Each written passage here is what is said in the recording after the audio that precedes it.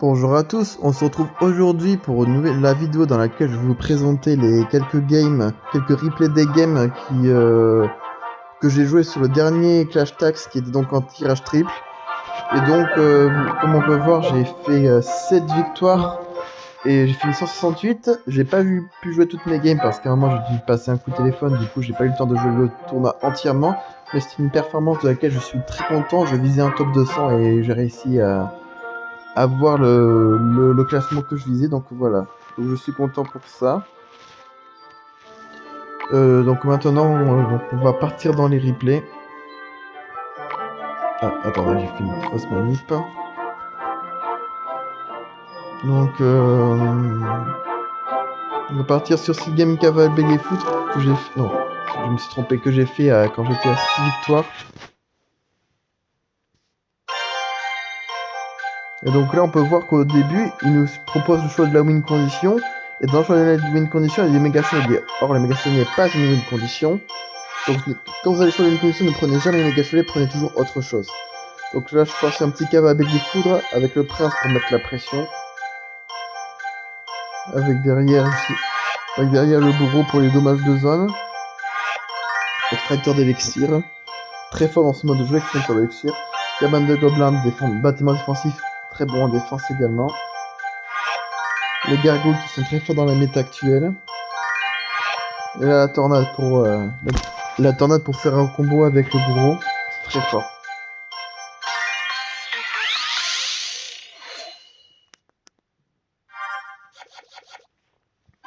Ah oui, comme c'est un replay, on n'aura pas la musique du jeu. Bon, c'est pas très grave.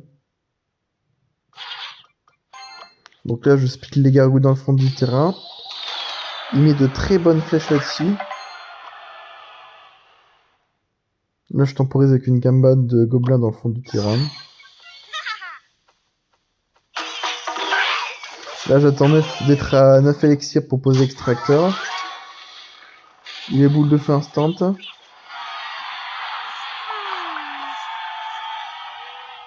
Là, je lui dis merci parce qu'il m'a permis d'activer la tour du roi. Et donc là, je mets le prince à l'opposé. Je savais pas qui jouait GR, donc voilà, je me suis fait avoir. Donc là, il va mettre énormément de dégâts là-dessus.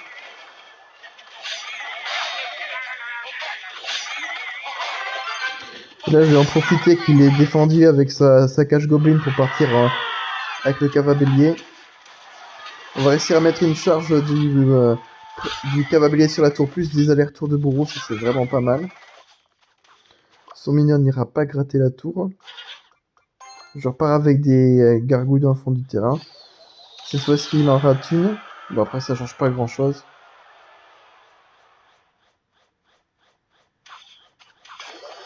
Je me réinstalle avec un extracteur d'élixir qui boule le feu une fois de plus.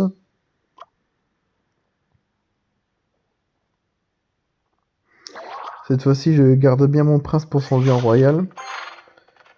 Enfin, je le mets du côté où il nous a mis le plus de dégâts pour être sûr de pouvoir défendre facilement. Là, je mets une foudre. Et grâce à la foudre, le prince ne tourne pas sur la cage. Et grâce à ça, on prend la tour. Donc là, comme vous allez pouvoir, on a réussi à retourner la game assez facilement. Là, je mets le gagou pour gérer son artificière. Et ensuite, avec la cabane de gobelins plus le bourreau, la défense passe très facilement. Je pars à l'opposé avec un cavalier pour mettre la pression. Je rajoute une foudre en plus pour mettre des dégâts sur la tour. Et puis à partir de là, on n'a plus qu'à défendre jusqu'à la fin. Sauf que je vais pas essayer à défendre, je vais même mettre une tornade qui ne sert à rien. Et des gargots qui ne servent à rien également, on va perdre la tour. Donc à ce moment-là, je sais que j'ai mis beaucoup d'élixir et que ça ne servait pas à grand chose.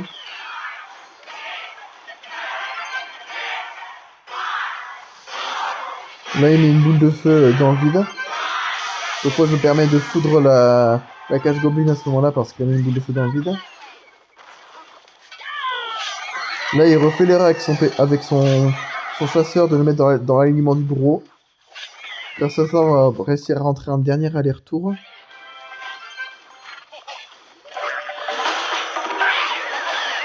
Là, cette fois-ci, ma tornade en défense, elle est utile. Elle permet de défendre le jeu en royal assez facilement. Et là, je dis super combat parce que je sais que c'est fini à ce moment-là et que je peux finir avec la foudre. Donc, je prends la victoire là-dessus. Vous avez vu l'importance du choix en tirage. Cava Bélier, c'est fort avec la foudre, j'ai choisi ça. Et grâce à ça, on arrive à foudre la cage Goblin assez facilement et on gagne là-dessus.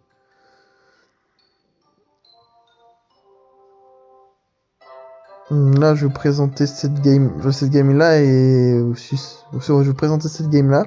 Il est parti sur une sorte de lockbait avec une chef des voleuses en plus. Avec une voleuse en plus.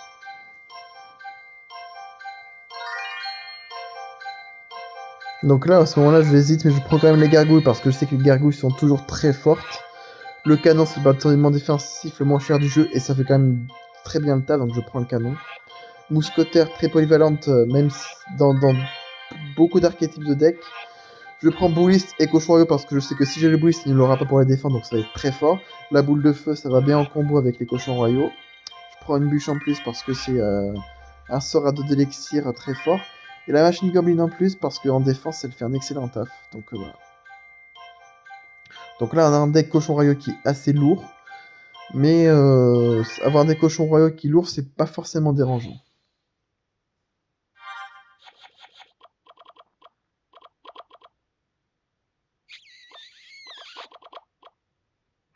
Je vais partir avec une mousquetaire dans le fond du terrain. Là, je défends son barbare avec les gargouilles.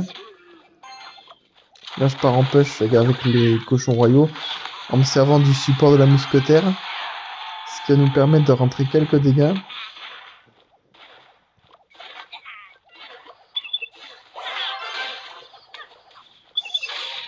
Et là, je rate un petit peu ma machine goblin. Du coup, on se prend un coup de chasseur. Et là, grâce à la machine goblin, on va gérer la cabane de gobelins. Ça, c'est vraiment pas mal. Bon, là, je vais laisser gratter les gobelins lance. J'ai pas envie de défendre à ce moment-là.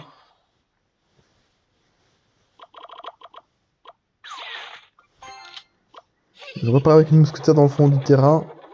Là, je défends avec une boule de feu. Instantanément. Voilà, du coup, la mousquetaire, je laisse partir solo parce que j'ai pas trop le choix. Et donc là, avec un placement bouliste assez précis, j'arrive à activer la tour du roi et à tuer l'artificière facilement. Et donc là, je sais que comme il vient de push, je peux push à mon tour pour aller mettre des dégâts. Il va défendre avec la cabane de gobelins, c'est très bien joué de sa part.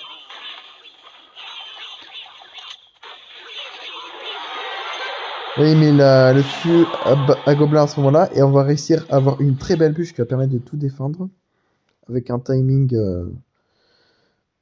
précis, on peut dire. Donc là, j'attends double elixir avant de partir avec la machine goblin dans le fond du terrain. Là, l'artificière, je vais pas me poser la question, j'ai la boule de feu instant. Vous allez voir qu'à partir de ce moment-là dans la game, toutes ces artificières, quasiment, je vais les boules de feu parce qu'il va les coller à la tour à chaque fois. Et c'est une chose qu'il ne faut pas trop faire, en fait, tout simplement. Là, ceci dit, il met une très belle foudre. Je vais partir en push avec le cochon royaux. Je vais défendre avec le bouliste sur la friponne. Et là, une fois de plus, artificière. Bam, boule de feu instant. Ça me permet de gratter au sort et en même temps de faire de la value, donc voilà. La voleuse va se faire défendre tranquillement par la gargouille. Je repars avec une machine goblin dans le fond du terrain.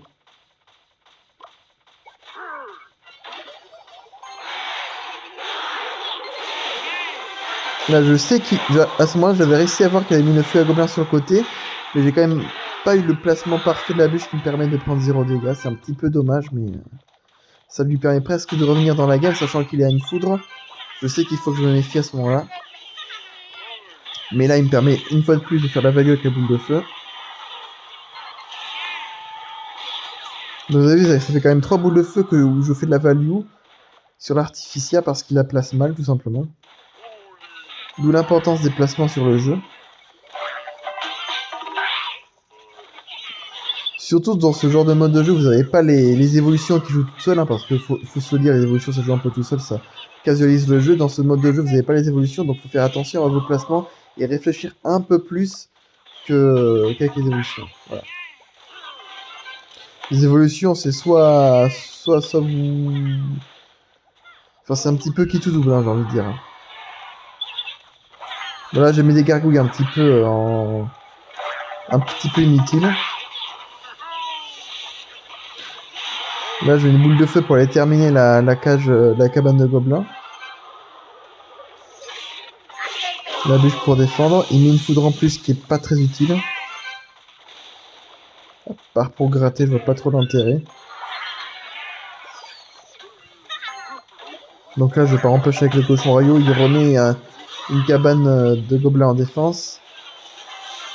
Il gratte à la foudre, mais moi je gratte avec la boule de feu depuis tout à l'heure. Donc en fait, à ce moment-là, partir en grattage foot, c'est beaucoup trop tard dans la game. En fait, tout simplement, il aurait dû commencer avant. Surtout que là, en fait, je suis en train d'accumuler les troupes et là, je pars en push.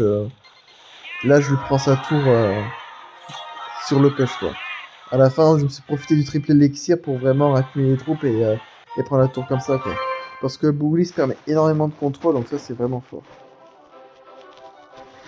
Je vais vous présenter une game cimetière. Vous avez déjà vu mon gameplay cimetière quand j'étais en défi méga tirage. Et là, du coup, je vais vous présenter avec une version... C'est une version poison, c'est la dernière fois, mais avec les recrues et le phénix.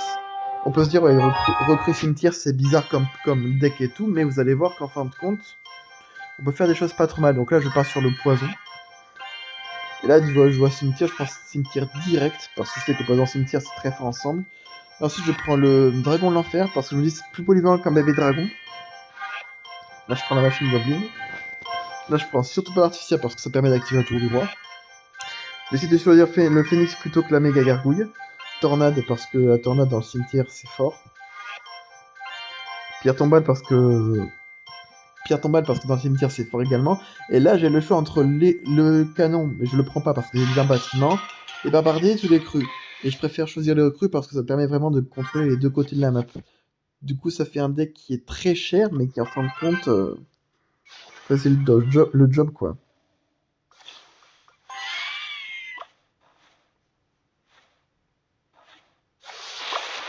Là, mis une boule de feu, plus un gobelin sarbacane. Et là, du coup, à ce moment-là, en plus de ça, je rate le placement de la pierre tombale. Donc à ce moment-là, on va se prendre énormément de dégâts. C'est ce que ça revient à ce que je vous disais une fois de plus sur les placements qui étaient très importants. Mais on arrive à rentrer pas mal de dégâts sur les deux tours, donc ça c'est pas mal. C'est l'avantage des recrues.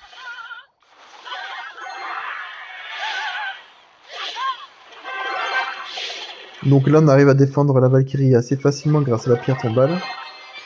Donc là je perds directement en push cimetière. Parce qu'il m'a mis énormément de dégâts, donc je sais qu'il faut que je rattrape. Donc là on va réussir à rentrer quelques dégâts grâce au poison et au squelette du cimetière. C'est pas trop mal.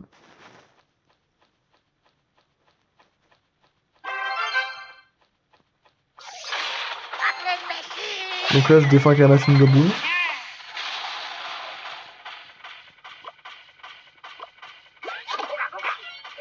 Là je mets la tornade pour tuer son gobelin sarbacane pour pas qu'il fasse de la value sur un éventuel phénix. On a réussi à mettre une roquette sur la tour, une roquette de la machine goblin, donc ça c'est vraiment fort. Même si ces roquettes font beaucoup moins de dégâts qu'à un moment, mais heureusement parce que c'était beaucoup trop fort sinon. Donc là je défends le ballon avec le phénix. Mais le problème c'est que le phénix il tape autre chose. C'est un petit peu chiant ça, mais du coup on a quand même à défendre le ballon même si on prend un coup.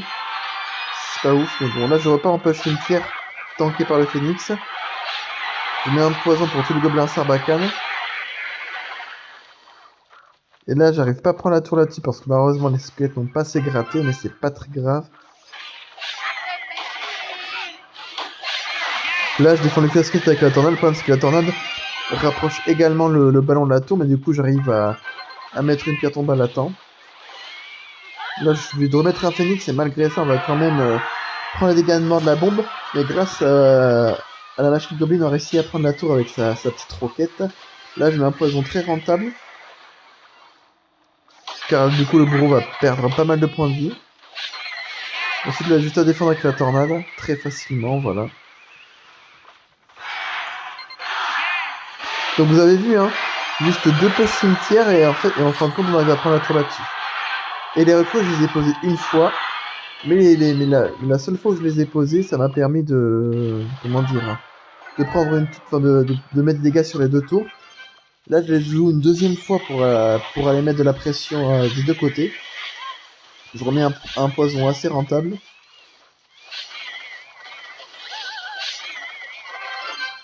Et là, je sais que jouer en 2 tours quand on a un cimetière, c'est pas forcément la meilleure chose. Donc là, donc je sais que je vais avoir une fin de game qui va être assez difficile.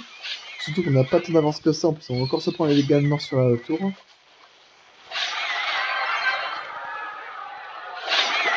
Donc là, j'ai gratté au poison tout simplement. Voilà.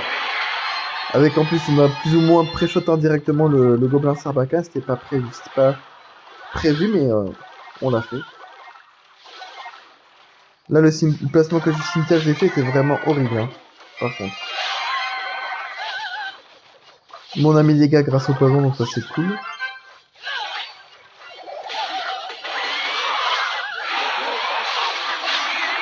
Là, on remet un poison sur le bourreau pour gratter des dégâts sur la tour.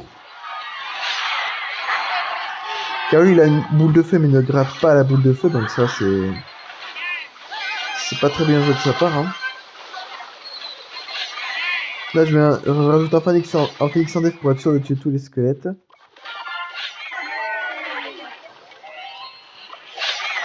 Là, je rajoute un poison pour gérer la tour de l'enfer. Je remets un cimetière à ce moment-là. Parce que je sais qu'avec les recrues, ça met de la pression. Donc voilà. On n'arrive pas à gratter énormément, mais ça suffit. Ça suffit. Là, j'ai une tornade pour défendre le squelette et on prend la game là-dessus très facilement. Enfin, pas très facilement. À la fin, c'était un petit peu serré, mais on prend quand même la game. Bon, à la fin, je lui mets la petite émote champion suprême. Voilà.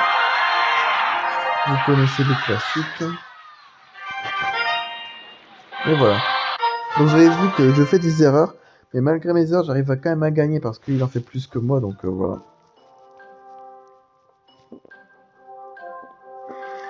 Je peux vous présenter cette game que j'ai perdue en jouant un deck gobelin géant. Je suis pas du tout à l'aise avec cette une condition, mais j'ai voulu partir là-dessus. Mais en fin de compte, ça c'est pas... Parce que entre les 3 win conditions, j'en avais aucune qui me plaisait, donc j'ai pris celle qui me plaisait, enfin que je détestais le moins. J'ai pris une cage goblin avec. Là j'ai hésité entre les 3, j'ai fini par prendre l'esprit de feu. Là je prends l'électro-dragon, je sais pas pourquoi.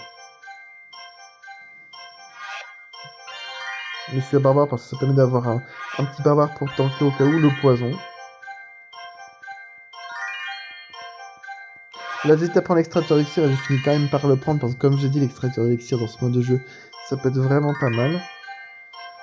Et pour finir je prends le phénix je pense. J'hésite à ce moment-là, mais normalement je prends le phénix. Ouais voilà.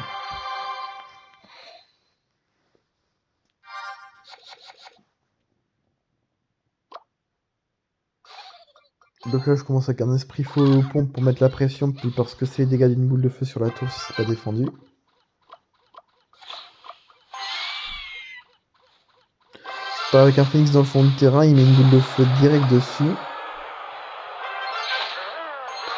Et là, j'essaie de partir avec le gobelin géant au pont, sauf que comme il a un zappy, c'est une très mauvaise idée, évidemment. Il va quand même réussir à rentrer des dégâts. Il a géré quasiment entièrement son zappy. Enfin, je le gérer grâce au phénix, donc ça, c'est plutôt cool, quoi, voilà. Grâce au phénix qui a respawn de son de fin d'ailleurs, je sais pas si vous avez vu, mais il l'a pas géré à temps.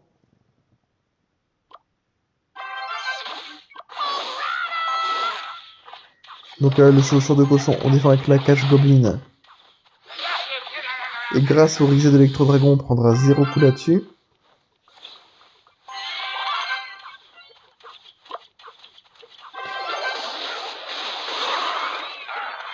Et là, il met une boule de feu plus un bûcheron, et là, du coup, j'arrive.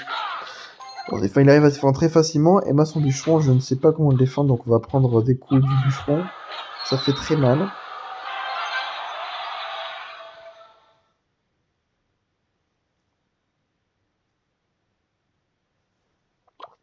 Donc là, j'attends de monter un peu plus en élixir pour partir avec un extracteur dans le fond du terrain. Et là, je pense que je fais une erreur là. Là, je me sépare de beaucoup d'élixir en mettant le poison sur le gang de gobelins, sauf que du coup, derrière, il a un push complètement free. Et donc là, son cochon, impossible de le défendre et je perds la toile.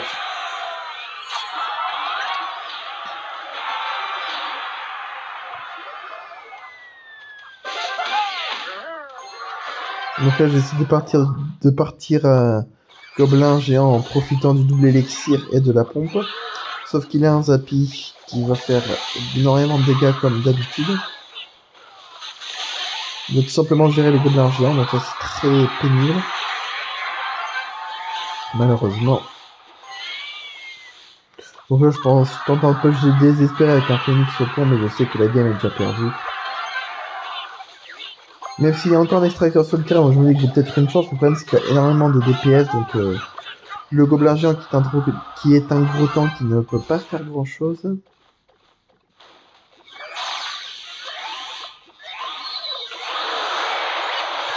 Et donc là, on est dans les 5 dernières secondes de la game et je peux rien faire. On va tout simplement perdre, voilà.